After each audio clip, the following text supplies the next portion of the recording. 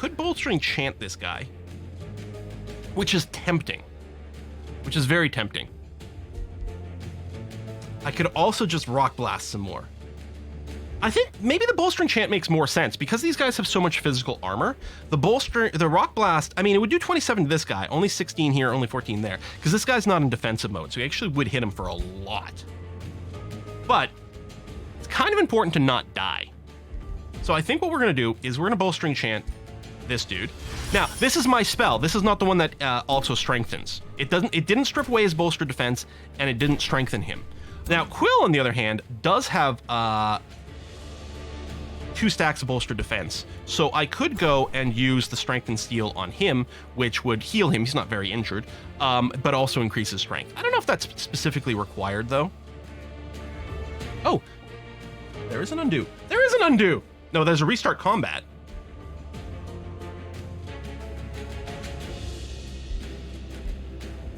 Which is actually still kind of handy. I don't know if there's an undo this move here. Yeah, dying is bad for your health. Exactly. Well, you know what we're gonna do? We're gonna start with our units that don't have spells. See what they want to do with themselves. There's that retaliation, which we expend on this guy. Now Quill should be able to finish this guy off with no retributive attacks. Good stuff. And then you can go around here. We do have a taunt on our anvil guards. I don't think it's going to be required right here. Let's go ahead and whack this guy. All right, if I recall correctly, control Z to undo one move that doesn't result in damage. Okay. I never occurred to me to do that. That is quite cool. So yeah, let's assume we want a magic blast here. If I move here, again, it'll use one of our actions to move, but it will give us greater accuracy. You know, whether it would have been better to have more... Actually, I don't even know if... That's not even a multi-attack.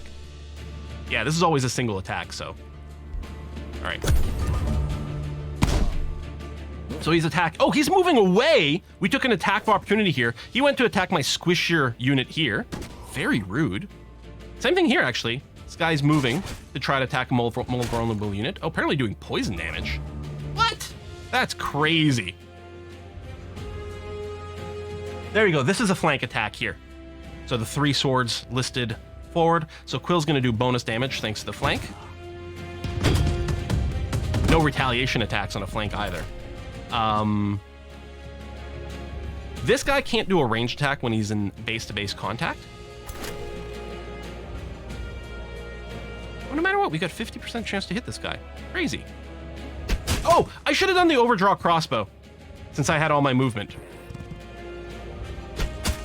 Yeah. All right. This guy's going to use up his counter strike here because we're attacking from the front, which means this guy's going to be able to move without drawing an attack of opportunity. Because I want to go and hit them. Kill him, which frees up my Steel Shaper, and...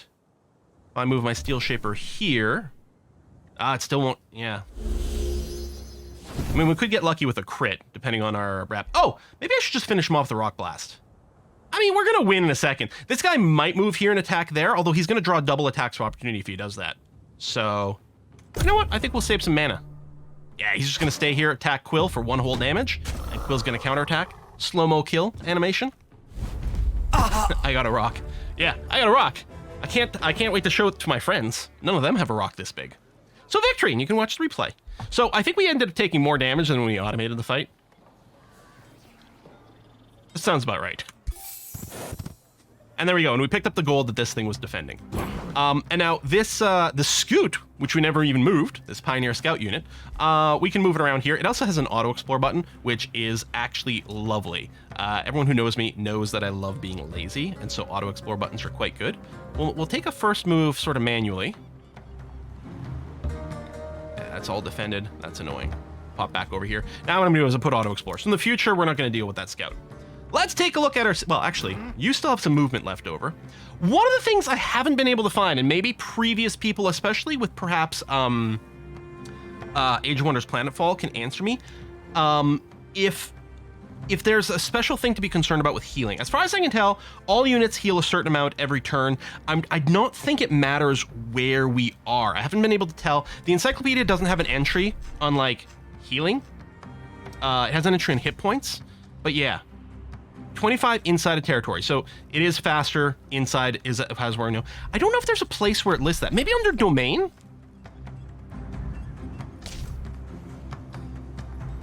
Yeah. So, all right, we're going to go ahead and wait here. I know there's a lot of, like, there's spells and various things we can do that definitely increases healing inside domain and whatnot. So, but I wasn't sure if by default it was there, and I wasn't able to find a reference. Mouse over my own HP, you think? No, I'm not really seeing anything about it. Oh, all right, let's set a research. So, you always have a choice of 3 things to research. There are spells that come from the tome that you have selected, as well as a few generic spells that are also in there. It just so happened this time around, every spell we rolled was from our Tome of Rock. We have the ability to research Gargoyle. This is actually a new unit we can build. It's not a summonable thing. It opens up a new unit we can build. So it is a flying shock unit. I believe shock units are very strongly offensive. And yeah, this one is also flying, and it's got this charge strike. Earthkin is cool. This is a minor race transformation. If we research this and then cast it, we would actually transform all of our dwarves to be a little bit more rock-oriented. Makes rock growth develop on target race, granting them +1 defense. Every single one of our mountain dwarf units get +1 defense. We also get rock camouflage and rock walk to traverse rocky terrain faster. Also, Steel Fury Chant over here. This is basically what my my support unit is doing. It strips off all the bolstered defense and resistance and gives us strengthened and fortune. Doesn't heal. Fortune is increased crit chance. I think I'm going to research Rockkin right away, and we're going to become rockier. That sounds stupendous. And then we're going to set our production for, well, I guess this text was generated at the start of the turn, didn't update immediately. We're gonna build in Brussels. Ooh, it's raining in Brussels. So Quillatine is the governor of Brussels, giving a few benefits. You'll note here we do have 2 production queues. There's the actual one called production, which is where you build structures. So this uses your production here. Production builds city structures. Your second queue over here uses your draft, which is used to recruit units. So you have a building queue and a unit queue, and they use completely different resources to do things. And if there's nothing in the queue, the production gets converted to gold, and the draft gets converted to food. I really think early growth, like in most 4X games, is kind of nice. As our population grows, so as we accumulate food, our population will grow. Currently, we have a population of 1. In 3 turns, currently, we're going to grow to population 2. That will let us annex an extra province, which gives a huge amount more production in some sort of category, as well as enabling new buildings, as well as potentially boosting some buildings, yada, yada, yada, yada. So, I'm going to start by building probably the workers' farmstead over here. Because it's going to give us more production so we can build more structures faster, but also more food so we can grow faster and annex more territory. This seems like a decent idea, so I'm going to go with that. We can also recruit some units. Right now, we just have some very basic tier 1 units available. What I'm going to do is queue up 1. In fact, I'll probably build like 2 more scouts to get started. I mean, I would like a 6th unit for our primary army here, but I think I'd like a little bit more scooting, a little bit more vision. There's a lot of unprotected loot piles around the map as well, so finding those is really, really handy. So we're going to do that. Dwarven Wheat Farm, would they consider it a wheat forest? I think they're planting plum helmets. And really, it's just to make beer. Dwarves don't actually eat. They just convert all their agriculture into liquor. It is known, according to the rules I just made up.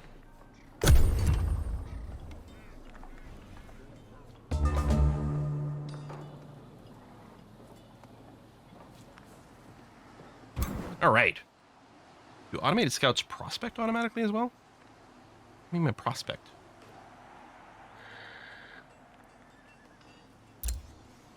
I don't know what you mean by prospect. All right, so we're mostly healed. This one anvil guard is still slightly damaged, but that's okay. Once I'd mouse over the health here, or maybe on the unit card, would explain the healing. There you go, total regeneration. So right now we'd heal 25, and if we moved this army outside of domain and opened up the card, regeneration 5 in wilderness. Thank you, excellent. I'm happy it's listed somewhere. Oh, prospecting with the planetfall thing. Supposed ability of industrious scouts.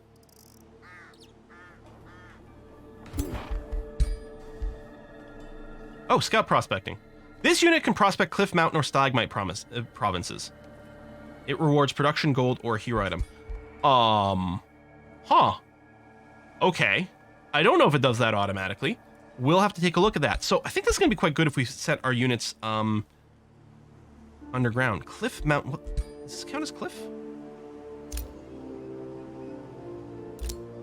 No, these are not cliff. When we run into a mountain, we'll take a look at that. Huh. I wasn't aware of that button. So there's some little easy fights over here. I think what I'd really like to do with my primary army is boop those. First of all, they're guarding tiles. Sometimes you get rewards immediately. Sometimes just unlocking stuff for your future expansion. But also, we want to get a bunch of cheap XP as much as possible. So let's go there, fight a couple monsters. We can probably do the stack of 4 afterwards as well. So that's going to be cool and groovy. If we do have extra money, we can hurry production as well. Although, I don't know, money is going to be maybe a little on the tight side right now. We're also going to be talking about some extra resources here. We've got our knowledge. This is universal for our empire. This is what unlocks new spells and leads to new tomes. We've got Imperium. So Imperium is one of the most valuable resources in the game, and not one that you can boost your income for substantially. In your capital, you'll be able to build some like wizard tower improvements that give you some more Imperium.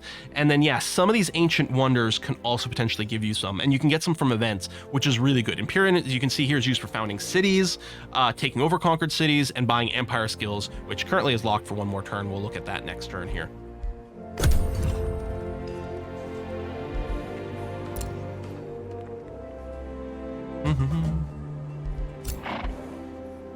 Yeah, no channels are having drops today because there's some issues on the sort of publishing distribution side and some agreements with things.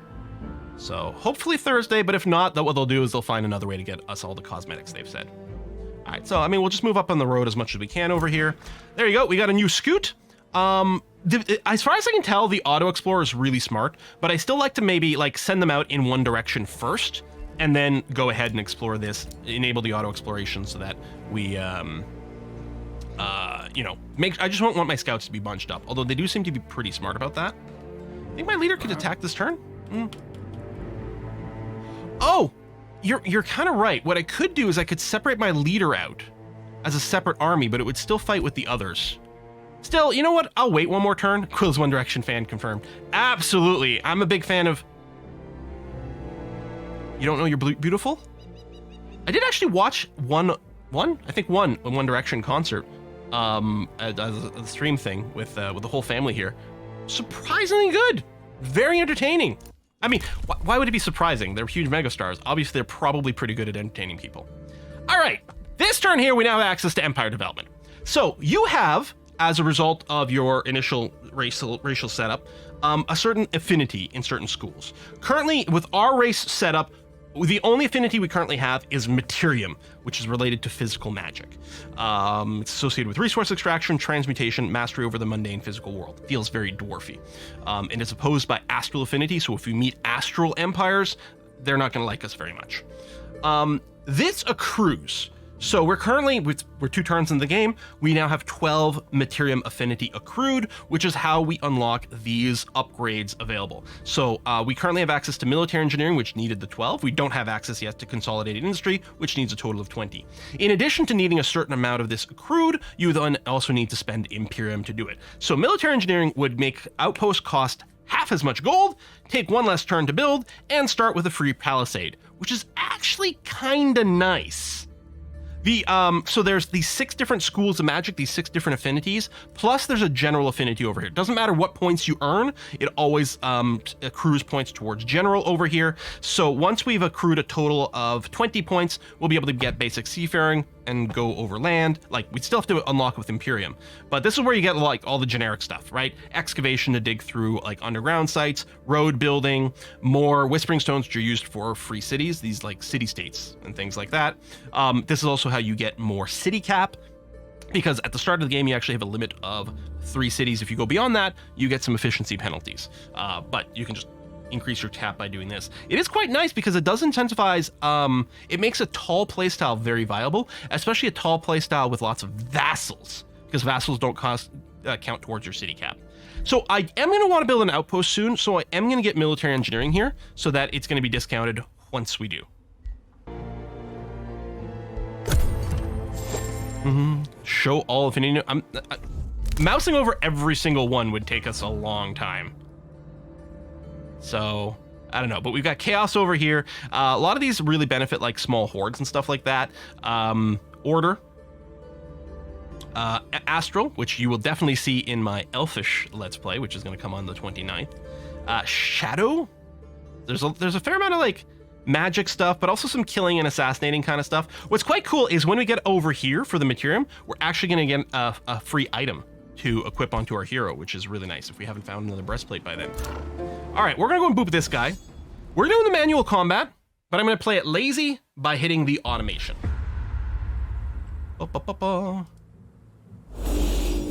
So they'll take their move. And yeah, what I'm going to do here is I'm just going to hit fastest speed, which makes the animation a little faster. And then we're gonna do this. I'm gonna take my move, then when it's the enemy's turn, I'm gonna toggle it off and consider, is there anything I want to do manually? I think so, actually. We've got a couple of tier 2 units over here. And they're range units, so their defense is gonna be quite low. I think it's gonna be great to rock blast one of them. And if we kill some of the figures, we can actually reduce some of the damage they take. Oh, you know what? Actually, this shock unit is the absolute worst defensively. I think I'm just gonna go ahead and whack that. And then I'll be like, you know, you're probably going to be fine. Let's go ahead and automate this. There you go. A couple of stacks of bolstered defense been added onto my main character. And then again, what I like to do is on their turn, I turn it off so I can reevaluate the situation on my turn. Is there a unit I want to make sure to pull back or to drop a heal on in case anyone's risky? The automation will cast spells if it feels like it's worthwhile. But sometimes I want to use them myself. Here, I think I'm good. We could reduce speed to be more cinematic. Sure. There you go. I like running everything on fast speed because I got stuff to do. We'll have to take a look. Actually, I probably will have to run a little faster. Again, the only requirements is that the minimum screen time for the sponsor stream is 2 hours. And then, you know, not go too far past the early game, which, you know, was hinted at, you know, turn 30-ish. Right now, we're not that far into the game, and we're already 45 minutes into the stream. But yeah, we'll do this one slower, and then we'll do some more fast forward going on, though.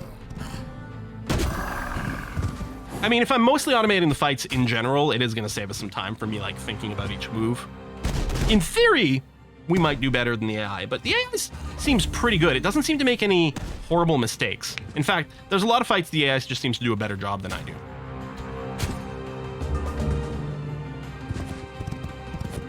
Go, Quill! Finish it! Bash. All right. Victory on that. Oh, gives us 115 production in Brussels, presumably. Yeah, so to finish its construction. I think what we're going to do is this. So next turn, we're going to get into population. But we can spend Imperium to instantly increase our population. The cost is based on how many turns away from a growth we are. I'm going to go and attract population now. +1 population means we can annex another province. In general, sure, big fan of more food. Put down some more farms. So a farm adds 5 extra just food. Just flat out, we're going to go from 41 food per turn to 46 food per turn if I annex this farm.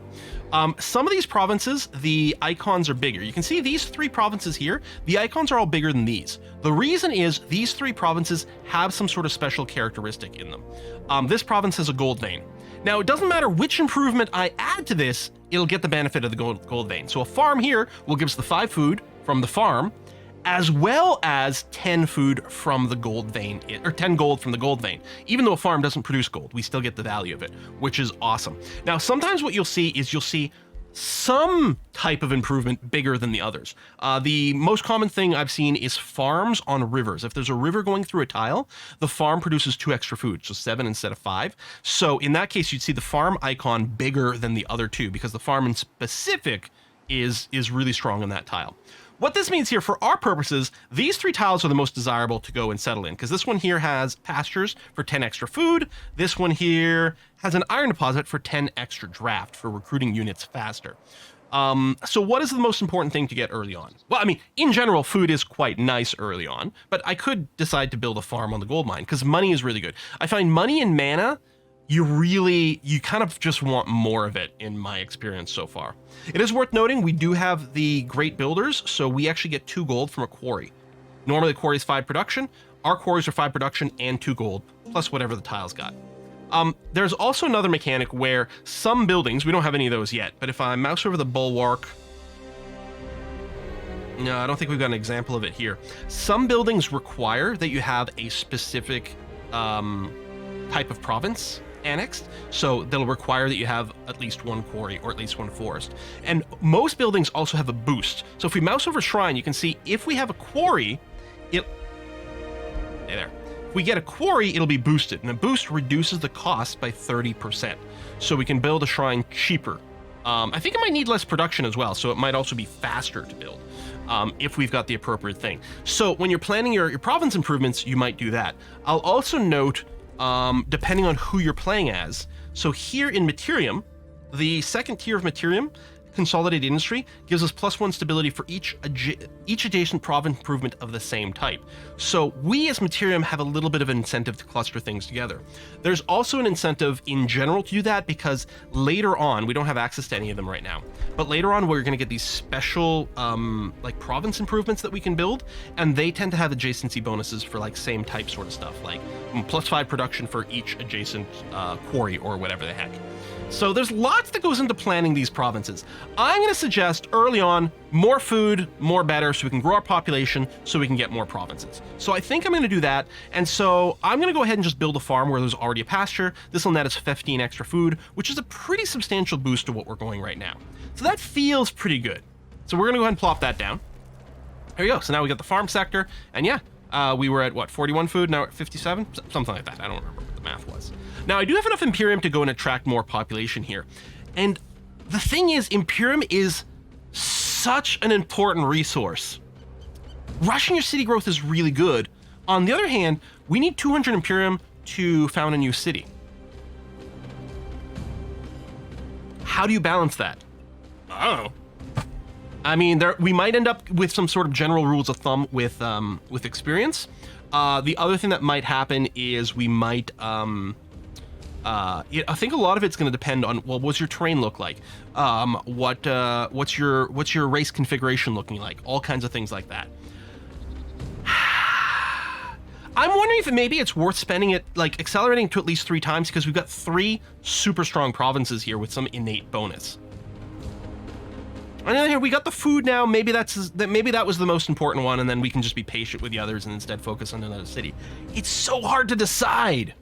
I should definitely queue up another building. You can see here a vendor has been boosted because we have 1 farm, so we're getting this at a 30% discount. It gives us more gold. Sure, that sounds pretty good. We could also go with the Grand Mill, which is more food and more production. To boost it, we need 2 foresters. We probably won't have that for a while. You know what? Let's just go ahead and build the Grand Mill. I could also hurry it, but that's pretty expensive, so I don't think I'm going to do that. What I might do... well, maybe. You know what? I think I will. I'm going to hurry this Pioneer, and then I'm going to queue up maybe another Arbalest. I'm trying to figure out what the 6th unit for this army should be. Between the 2 Anvil Guards plus Quill himself, I think we got lots of frontliners. So I'm going to plan for another range unit in this army here. Ideally, we'd like tier 2 units and whatnot, but we'll do with that. Let's move into friendly territory, just so that this Arbalest can heal a little bit faster. And then, yeah, this Scoot, we're going to send it east. And then I will, in the future, just tell you to be automated. And our ruler level up. Render free money and 0 turns to build. I suppose, the thing is, it would still use up the production. And I mean, it's free money. Like, because we had overflow production is what happened from clearing this. That's being applied to the Grand Mill now. The Grand Mill leads to food. Do I need more money immediately? Money is very important, but I actually prefer dumping that extra production to a very fast Grand Mill over here, because I think more food early on is just got such a like a multiplicative effect. Now, I might be wrong about that, but it feels like early food. I mean, it's the same as like when we play Civ, like we really prioritize that early growth, right? And I think generally it's correct. I think that's most 4X games. So there's a board over here. This is not another faction. Oh, sorry. This one is. But then there's also this.